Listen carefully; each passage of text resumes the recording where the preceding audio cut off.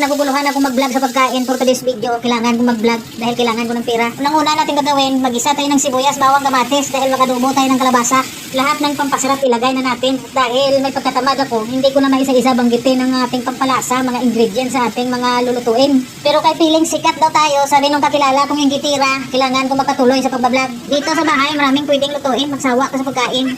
Walang among nangingialam kasi hindi rin naman ako nangingialam sa kanila. Ang mga amo kasi marunong yan sila makiramdam kahit hindi ka magsasalita sa kanila, pero nakikita nila ang iyong halaga, nakikita nila ang iyong kasipagan, na nagampanan mo ang iyong obligasyon sa loob ng bahay. Tulad ng iba dyan, feeling close sa amo, wala namang problema kung mag-feeling close ka sa amo, pero yung sinisirahan mo yung kasama mo, pareho kayo nagsisiraan.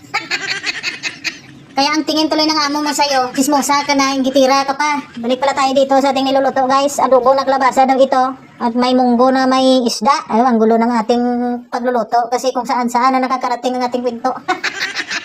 Ang mahalaga, masarap ang ating ulam for today's video. Dito sa bahay, busy talaga ako araw-araw. Pag sinabing trabaho, marami akong trabaho.